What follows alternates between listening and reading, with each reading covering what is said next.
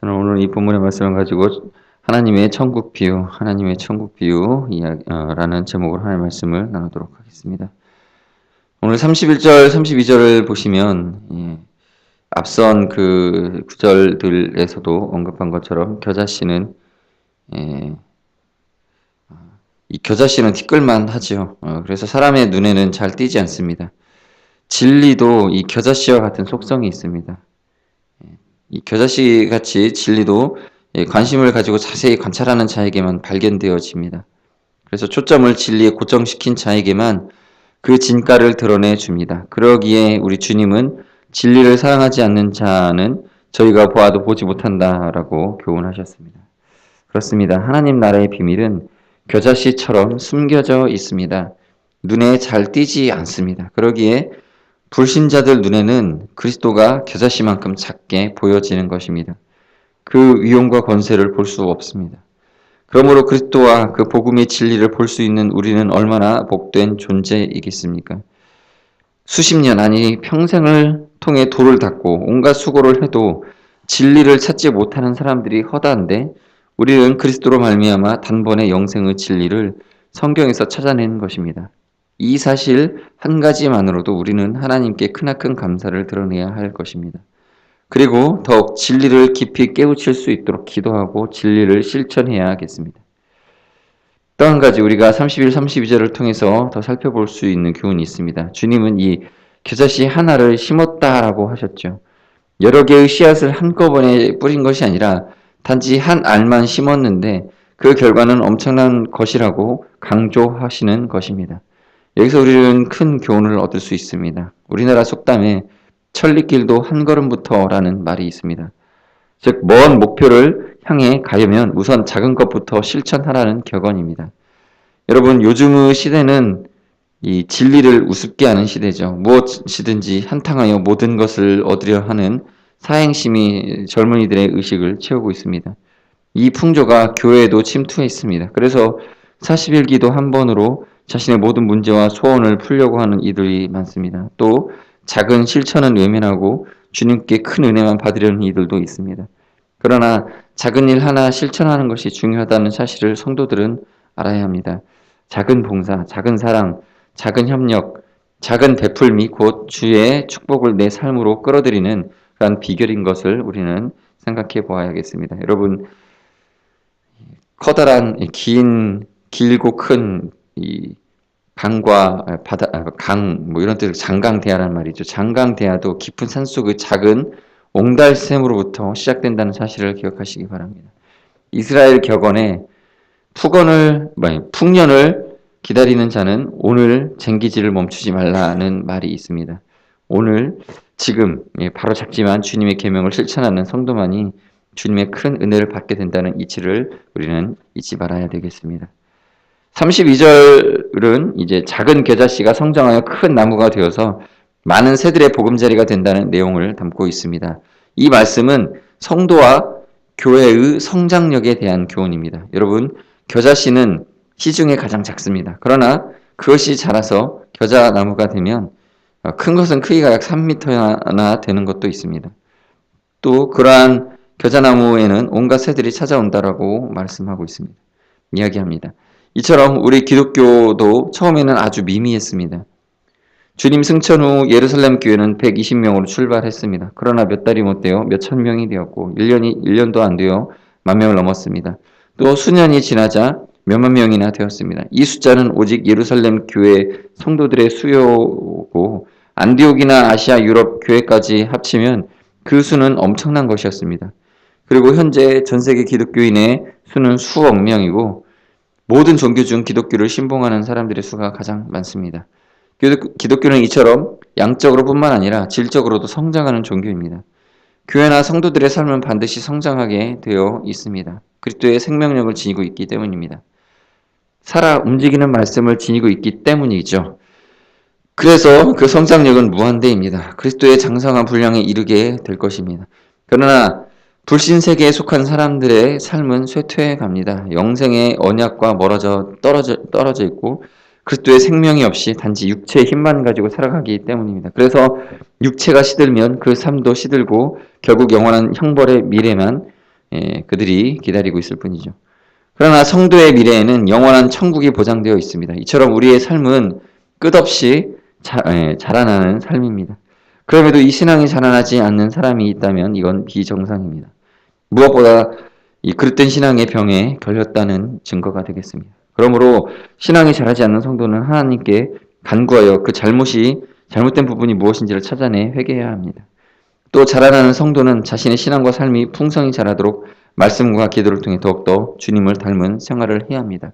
성장을 우리는 당연하게 여겨야 될 것입니다.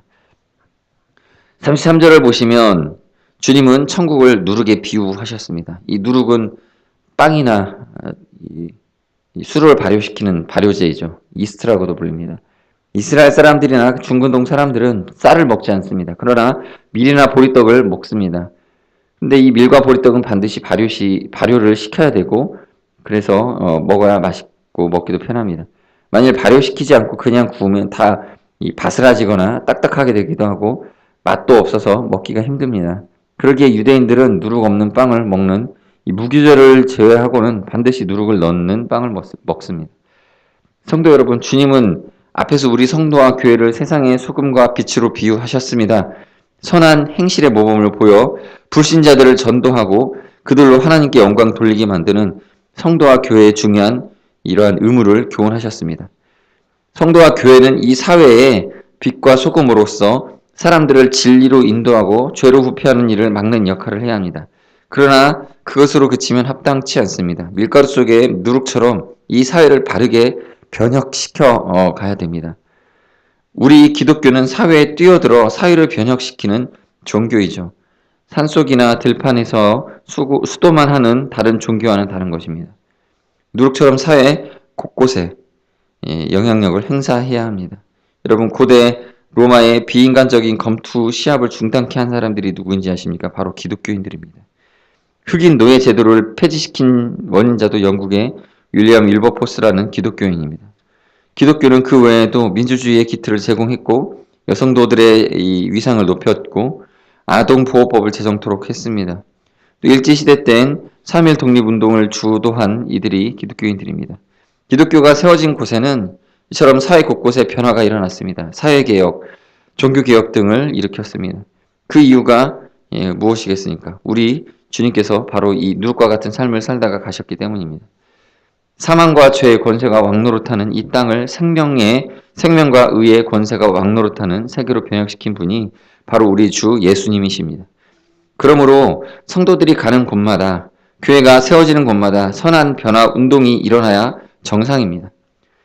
성도가 어떤 지역에 수십 년을 살아도 그 지역이 사단의 지혜와 사망의 권세가 득세하고 있다면 그 성도는 회개해야 합니다. 빛과 소금의 역할, 누룩과 같은 역할을 올바로 하지 못했다는 증거이기 때문입니다. 여러분, 우리 각자가 작은 누룩들이 되시기 바랍니다. 그래서 사회 곳곳에서도 그리스도의 능력과 권세가 영향을 미치도록 만들어야 되겠습니다. 성도 여러분, 한국교회 교인 수가 1,000만 명을 넘었습니다.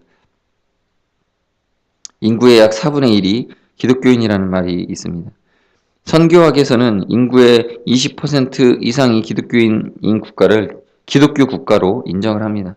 그렇다면 우리나라가 과연 기독교 국가답게다운가 살펴봐야 됩니다. 왜 그리 불법이 성행하고 부정부패가 성행하며 세계적으로 여러 가지 부끄러운 모습을 보이고 있는지, 우리 성도들과 교회가 누룩의 역할을 올바로 하지 못했다는 증거일 것입니다.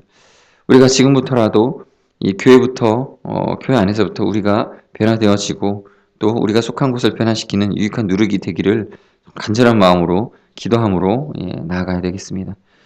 또한 34절, 35절은 이제 예수님께서 천국의 교훈을 비유로 하신 이유에 대해서 설명하시는 이야기죠. 여기에 나타난 표면적 이유는 성경의 예언을 이루시기 위함 때문입니다. 비유로 말씀하신 이유는 이 모든 것들에 대해서 예수님께서 또한 시편 기자가 기록한 것처럼 비유로 교훈할 것이라고 예언하고 있죠. 그러므로 예수님께서 비유 방식으로 교훈하신 목적은 사람들에게 내가 바로 선지자들이 예언한 그 메시아라는 사실을 무언으로 가르치시는 의미를 지니고 있습니다. 마치 신유와 쭈귀의 표적이 메시아의 강림 예언을 성취하는 의미가 있는 것과 같습니다. 그러나 주님께서 천국을 비유로 가르치신 또 다른 중요한 이유는 이 땅의 말로는 천국을 설명할 수 없기 때문입니다. 여러분, 사도 바울은 살아서 천국 구경을 한 경험이 있는 사람이죠. 그런데 그는 그곳에서 말할 수 없는 말을 듣고 사람이 가히 이르지 못할 말이로다라고 기록하고 있습니다. 여러분, 눈과 추위와 얼음이 무엇인지도 모르는 더운 나라 사람들에게는 겨울을 어떻게 설명할 수 있겠습니까? 결국 무엇과 같다라고 설명할 수밖에 없죠. 원래 비유를 뜻하는 헬라어 파라볼레라는 단어를 쓰는데 이 말은 이 무엇에 곁에 둔다라는 뜻을 가지고 있습니다. 즉 어떤 사물의 근처의 것을 가지고 그 사물을 설명하려는 것이 곧 비유인 것입니다. 하나님이신 예수님께서는 본래 하늘 보좌에 계셨으나 인간의 몸을 입고 이 땅에 오셨습니다. 또 인간들을 상대로 천국에 대해 교훈하셨으니 답답한 마음이 없지 않아 있으셨을 것입니다. 땅에 있는 자들에게 그들이 알지도 못하고 보지도 못한 천국에 관해 설명할 길은 그저 땅의 일과 사물 등을 비유로 들어 교훈하는 수밖에 없습니다. 만일 주님이 천국은 이렇다, 뭐뭐와 같다라고 하지 않으셨다면 그리스도는 정말 뭔가 거짓말하는 사람으로 취급받으셨을 것입니다. 인간의 언어로 설명할 수 있는 천국은 천국이 아니기 때문이죠. 우리 주변에는 가사 상태에 빠졌다가 다시 깨어난 사람들 중 천국 구경을 했다고 하는 사람들이 있습니다. 그래서 그 천국 모양을 자세히 설명하는 이들이 있습니다. 그러나 우리는 그들의 말을 신뢰할 수 없죠. 천국은 인간의 말로 설명할 수 없는 것입니다. 설령 그들이 천국을 보았다 할지라도 그것은 환상에 지나지 않습니다. 누구든지 한 번 죽어 천국에 가게 되면 다시 이 땅에 올 수 없는 것이죠. 여튼 천국은 우리가 말로 표현하고 상상하는 그 이상의 놀라운 곳입니다. 한데 우리는 장차 그 나라의 백성이 될 사람들입니다. 이것이 가장 큰 축복이고 우리에겐 은혜인 것입니다. 그러므로 지금 잠시 신앙으로 인해 고난을 당하거나 세상적으로 부유하지 않다고 실망할 것이 아닙니다. 우리에게는 복된 나라가 보장되어 있기 때문입니다. 여러분, 이 사실의 확신을 가지고 날마다 하나님을 즐거워하고 우리가 발견한 진리를 기뻐하는 그런 신앙생활을 하시기를 바라겠습니다. 시간 같이 기도하도록 하겠습니다. 시간 기도하실 때 주님, 우리가 발견한 이 천국과 진리를 우리가 잘 기억하고 우리가 잘 간직하고 그에 합당한 이 땅에서의 삶을 살아갈 때에 때로 인내와 또 하나님을 향한 수고를 견뎌내고 감당해 나가는 그 삶을 살아갈 수 있게 달라고 기도하시고 더욱더 저 천국을 향하여서 우리가 더 진리를 귀히 여기는 그런 믿음을 가지고 살아갈 수 있게 달라고 같이 기도하시도록 하겠습니다. 기도하시겠습니다. 주님 감사합니다. 오늘도 주님께서 우리에게 이 말씀을 통하여서 천국에 대하여서 가르쳐 주시니 감사드립니다.